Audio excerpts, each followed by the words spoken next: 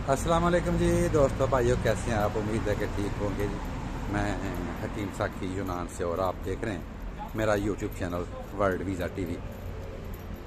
आज बात होगी इटली के वीज़ों के हवाले से। जो हमारे बहुत से लोग, बहुत से दोस्त इंतज़ार में हैं इटली के वीज़ों के हवाले से, क्योंकि कभी कभी उम्मीदें टूट जाती हैं, कभी कभी काम हो जाता है। और हमारे जो लोग हैं, ख़ासकर ये जो गुजरांवाला डिवीज़न है, गुजरात, मंडी, बावलदीन, सियालकोट, गुजरांवाला, यही लोग ज़्यादा आते हैं इटली में या यूरोप में, जो डंकियाँ लगाते हैं। तो यही वो लोग हैं जो जिनका आना जाना लगा होता है। तो आज जो बात होगी वो होगी जी, एम्बेसी क्या कहती है, जो इनकी एम्बेसी है यहाँ पे, वो क्या कहती है इस्लामाबाद में जो है, और कि क्यों वीज़ा देगी और कैसे देगी कि नहीं देगी। दूसरे नंबर पे वीज़ा लगेंगे कि नहीं लगेंगे, और अगर लगेंगे तो कैसे लगेंगे, कौन लगवा सकता है, कितने लगेंगे, कितने का लगेगा, किस किस का लगेगा, कब लगेगा, कौन से डॉक्यूमेंट्स चाहिए।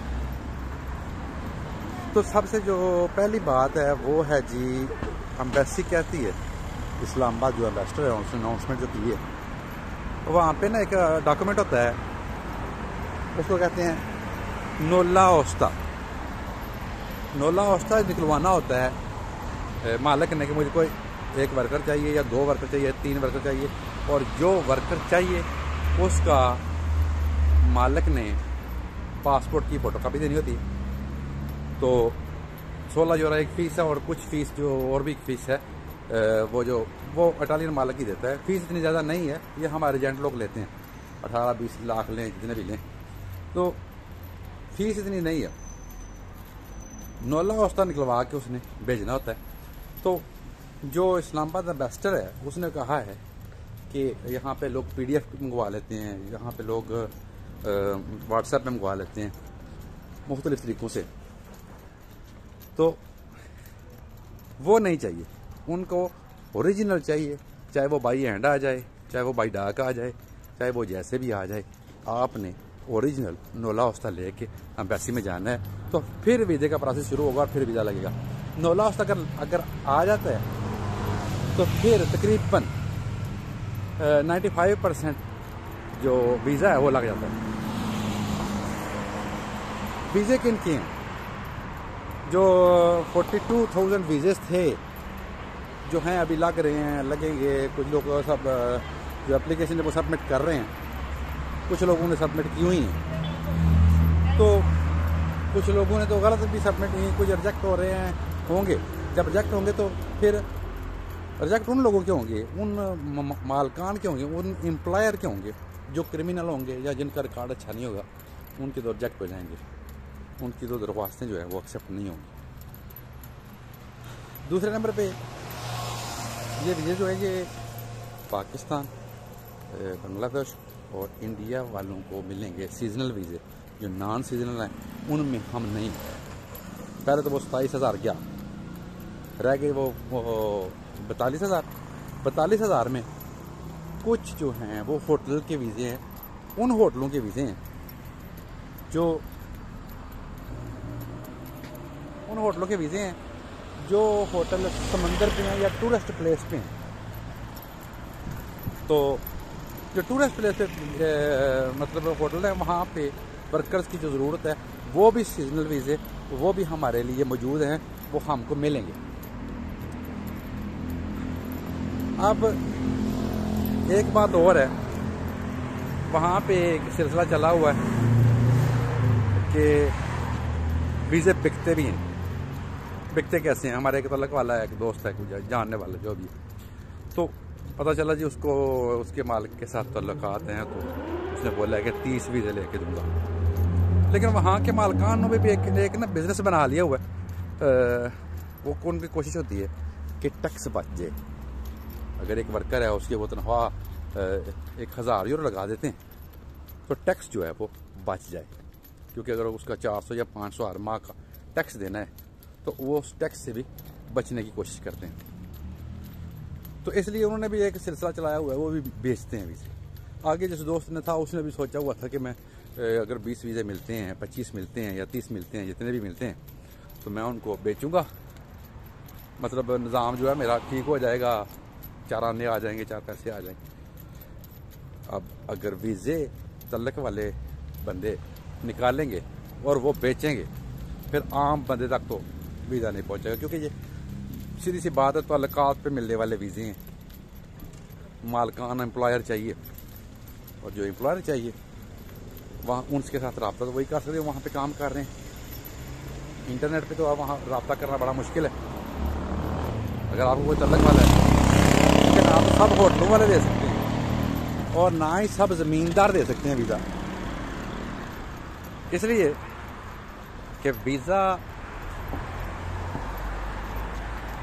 एक ज़मीन की हद मुकर्रर, जैसे मतलब एक बंदे के पास 8 कनाल ज़मीन है, वो 2 बंदे या 3 बंदे जो हैं वो हायर कर सकता है, वर्कर्स हायर कर सकता है, सबको हायर नहीं कर सकता।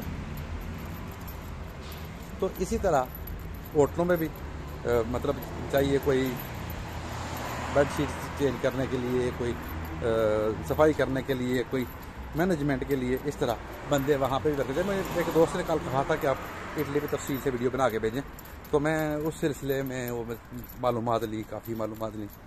तो सॉरी, अब होना क्या है, उम्मीद इसलिए टूट रही है थोड़ी थोड़ी, जो आपने वो थंबनेल भी देखा, उम्मीद इसलिए टूट रही है कि पहली तो बात यह है कि हमारे पाकिस्तान के हिस्से में तकरीबन 4-4.5 हज़ार वीज़ा आता है।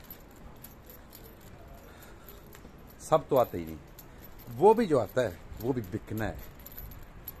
आम बंदे को मुश्किल से मिलेगा, शायद कोई किसी चंद होंगे जो उस वीज़े पे मुफ्त जा सकेंगे, जिनका भाई किसी या वालिद या अंकल या कोई बहुत क्लोज रिश्तेदार जो है वो किसी एम्प्लॉयर के पास काम कर रहा है, वो उसको फ्री वीज़ा मिल जाएगा, बाकी तो बिक के आने।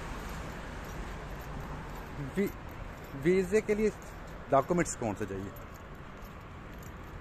सिर्फ मालिक ने जमा करना, वो तो सिर्फ पासपोर्ट। दूसरे नंबर पर जो चीज़ है वो ये है कि आप मतलब क्रिमिनल ना हो, ठीक है। बाकी कोई खास उसके लिए इतनी रिक्वायरमेंट नहीं है। एज लिमिट जो है वो यंगस्टर जो लोग हैं, जो यंग हैं, जो बॉयज़, उनको वो तरजीह देंगे। 40-45 वालों को ज़रा कम तरजीह देंगे। अगर किसी को नहीं कोई वर्कर मिलता तो फिर वो 40 या 45 वाले को भी हायर कर लेंगे। तो डॉक्यूमेंट्स ये हो गए। अब तारीख कौन सी? तारीख तो जमा हो रहे हैं 1 फरवरी से लेके 17 मार्च तक ये दरख्वास्तें जमा होनी। एक दफ़ा तो दरख्वास्तें तकरीबन मेरे ख्याल में कंप्लीट हो गई होंगी, लेकिन उनमें से कुछ मालकान क्रिमिनल होते हैं, कुछ की ज़मीन में प्रॉब्लम आ जाती है, डॉक्यूमेंट्स में प्रॉब्लम आ जाती है, वो ख़त्म होते रहते हैं, नए सबमिट होते रहते हैं।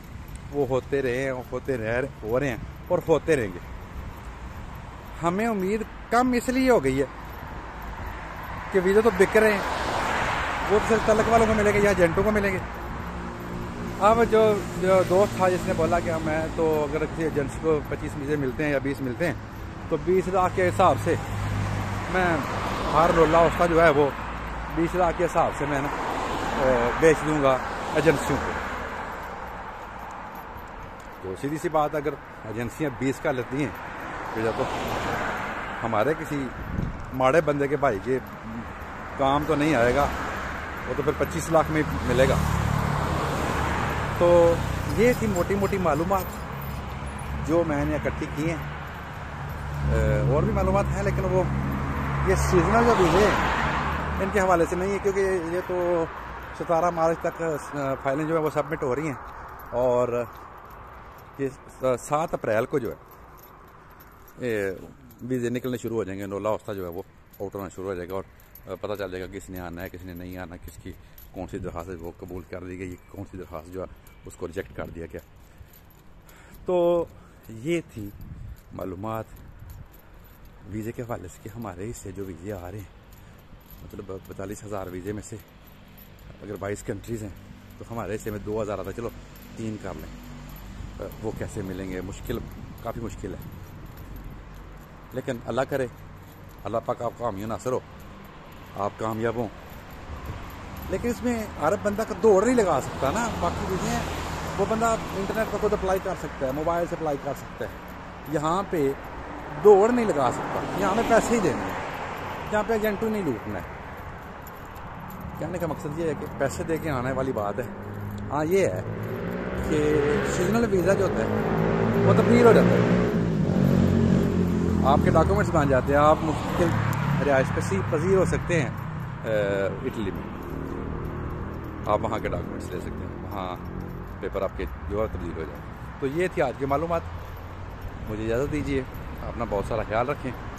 अगर मेरी बात कोई दोस्तों को, कुछ किसी को बुरी लगी है तो माजरत, इजाज़त दीजिए। मिलते हैं किसी नई बात के साथ, नए वीज़े के हवाले से, क्योंकि कुछ मालूमात ली हुई हैं फैमिलीज़ के हवाले से कि कैसे जा रही हैं, कैसे जाएंगी। तो वो इंशाल्लाह कल या परसों नई वीडियो बनेगी। तो इजाज़त दीजिए, अल्लाह हाफ़िज़।